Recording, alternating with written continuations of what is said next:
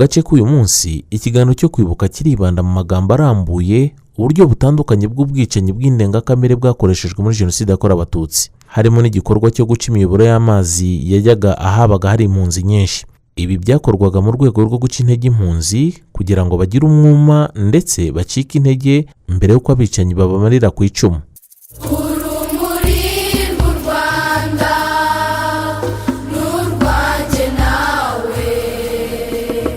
Iby'ingenzi byaranze ikorwa rya Jenoside ku itariki 22 Mata 1994. Abatutsi biciwe ahitwa muri Sera mu kigo cy'abapadiri bera i Kigali. Uwo munsi interahamwe zihishe abatutsi b'abagabo mu mpunzi zari zahungiye mu rugo rukuru rw'abapadiri bera ahitwa kuri Sera. Ubwicanyi bwakozwe ku mabwiriza y'abategetsi barimo Prefet wa Kigali Colonel Tarisisi Renzaho. Ubwicanyi bwahagarikiwe kandi na Major Rora Munyakazi, Conseiller Odeta Nyirabagenzi, akaba n'umukuru w'interahamwe, uwari inspecteur w'amashuri Angelina Mukandutiye, Padiri Wenceslas Munyeshyaka na Jean Bizimana Burugumestre wa Komine Nyarugenge.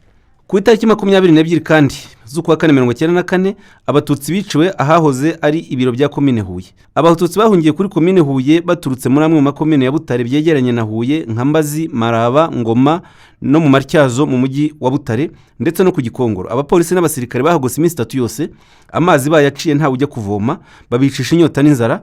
Bigeze kuri 22 z'ukwa 1994 ahagana mu masaa 9 haza imodoka yuzuye abasirikare, interahamwe za ruharwa zirimo Nkurikinka Tarisisi, Semakuba Deo, Muganga Joseph, Kampayana Loizi, Gakwaya Saint, Kabanzirize Fonse, umusirikare Pascal Karekezi wavukaga muri Komine Huye n'abandi barangajwe imbere na Burugumestre Remesha Jonathan. Uwo munsi hishwe abatutsi barenga 35,000. Bamwe babatwikishije sanse bahinduka umugina w'ivu ryayowe rirashyingurwa mu gihe cyo kubashyingura mu cyubahiro nyuma ya Jenoside. Ku rwibutso rwaho hashyinguye imibiri igera ku 42,800. Habaye kandi ubwicanyi bwakorewe abatutsi bari bahungiye ku mashuri ya groupe scolaire Rukira. Abana n'abagore bagera kuri 326 biciwe mu kagari ka Muyogoro. Abicanyi bahita batwika imibiri yabo bayijugunya mu cyobo cyari mu mudugudu wa Kagarama. Abari kwisonga mu gushishikariza abaturage kwica abatutsi harimo Baravuga wari Conseiller, Bizimana Joseph wari Brigadier, Ruremesha Jonathan wari Burugumestre wa Komine Huye, Dr Cypriani wari utuye hafi ya komine, iwe hakorerwaga inama zitegura Jenoside. Hari n'interahamwe Kampayana Loizi, Nkurikinka Tarisisi, Rugenga Amazi Vianney, Uzabakiro Vedaste, Devota, Sebera Canisius, Karemera bitaga Tariani, Kamanayo Jean Baptiste, Muvunyi Christophe, Ngiruwigize Innocent, Gahondogo Paul, Mugerwa Boniface n'abandi. Kuri 22 kandi z'ukwa 4 1994 abatutsi biciwe Isovu kuri monasteri y'ababikira baba Benedictine no ku kigo nderabuzima cy'Isovu. Abatutsi bari bahungiye muri monasteri y'ababikira Benedictine Isovu no kuri centre de santé yaho. Umubikira wayoboraga iyo monasteri Mukangago Consolata bita Sœur Gertrude na mugenzi we Mukabutera Julienne bita Sœur Kizito banze kubakira, ariko baranga binjira mu kiliziya ya monasteri, abandi bajya ku kigo nderabuzima. Bamwe bari banahungiye kuri Paroisse Gatolika ya Rugango n'Igihinda Muyaga, abari bahungiye Isovu babarirwaga hagati y'5,000 na 6,000. Kuri 22 z'ukwa 1994 saa 2 nibwo monasteri n'ikigo nderabuzima byagoswe n'interahamwe, abasirikare bohejwe na Lieutenant Colonel Muvunyi Tarisisi wo Mureso, abapolisi ba Komine Huye, abajandarume n'abaturage baza kwica abatutsi bari bahahungiye. Abicanyi babigizemo uruhare cyane nerekeraho Emmanuel wari perezida wa MDR muri Komine Huye, wanemeye uruhare rwe akaba afunze. Ababikira Mukangago Consolata na Mukabutera Julienne baciriwe urubanza mu Bubirigi barakatirwa imyaka 10 na 12. Rusangano Gaspard bahimbaga Nyiramatwi, Jonas Ndayisaba, Conseiller Jean Baptiste Muvunyi n'abandi.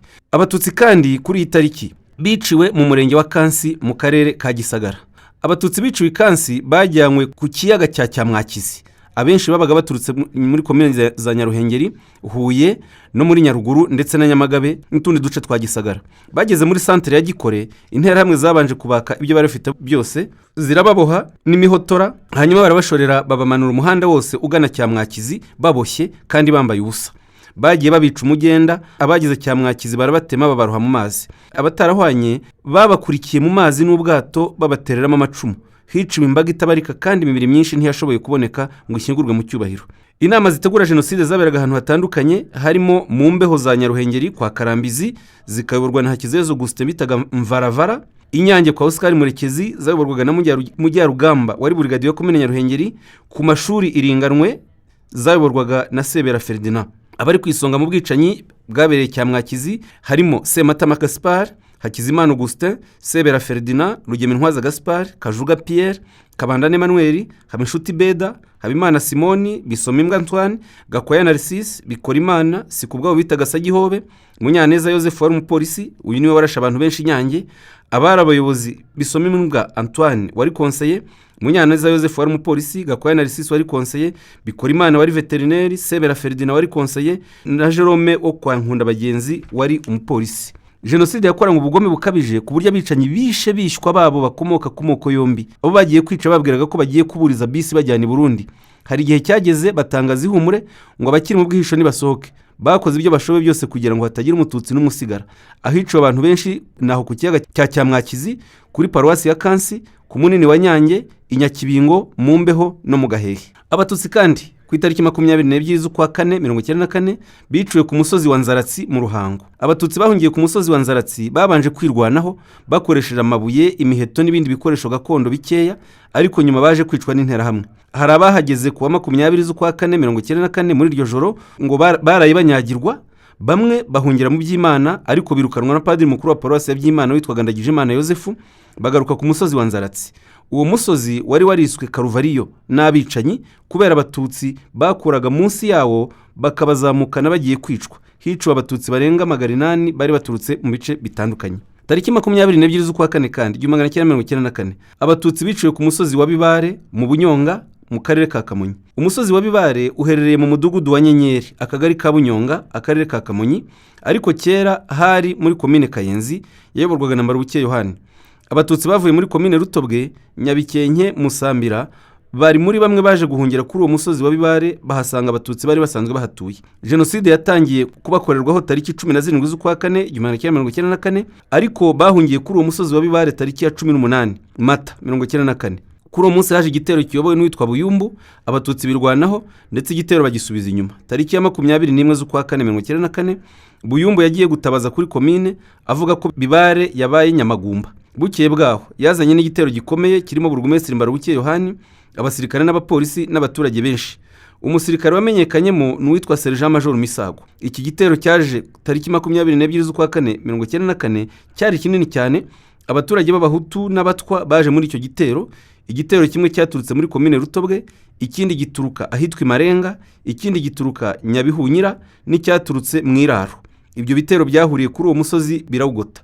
Muri ibyo bitero abagore b'abahutukazi nibo babanje kohereza imbere ngo barwanye abo batutsi. Abatutsi bababishemo bamwe mu bahutu. Noneho abicanyi batangira gukoresha grenade n'imbunda. Bamaze gukoresha intwaro zikomeye, abaturage batangiye gukoresha intwaro gakondo bahuhura abatari bashizemo umwuka.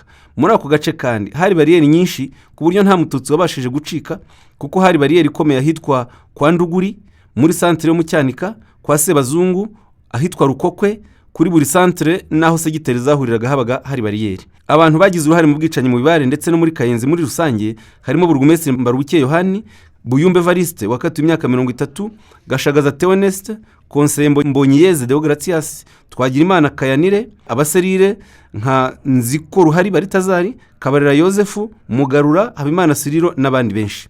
Ku itariki 22 z'ukwa 4 kandi 1994 abatutsi biciwe ku musozi wa Kabakobwa mu karere ka Huye. Impunzi z'abatutsi bahungaga ubwicanyi baturuka Nyaruguru zatangiye kuba nyinshi zigera Kabakobwa tariki 17 z'ukwa 4 kugeza kuri 19 z'ukwa 4 1994 zikwira mu mirenge ya Sahera na Nkubi yari ya komine Ngoma, prefecture Butare. Burugumesitiri wa komine Ngoma Kanyabashi Yosefu yategetse ko izo mpunzi zikusanyirizwa hamwe zikajyanwa ku musozi wa Kabakobwa, aho barahavuye. Nyuma abaserire bakajya binjira muri buri rugo rw'umututsi bakababwira ngo basange bene wabo ku Kabakobwa. Tariki 22 z'ukwa 4 1994 nibwo abicanyi benshi biganjemo abasirikare, abajandarume n'abapolisi n'interahamwe babagose batangira kubarasa. Abasirikare bayobowe na Lieutenant Colonel Muvunyi Tarcisse, Major Siriaki Habyara Batuma wari uyoboye jandarumori ya Butare, abapolisi barimo Nsanza Bahizi Mathias na Bizumuremyi Pascal, interahamwe zaturukaga ku Nkubi na Sahera, Habyarimana Pascal wari konseye wa Sahera, Uraye Edouard,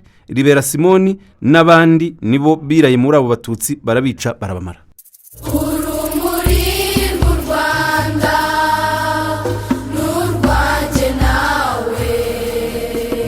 Wakoze kuba wakurikiye ikiganiro, tubwira icyo ugitekerezaho unagisangiza abandi.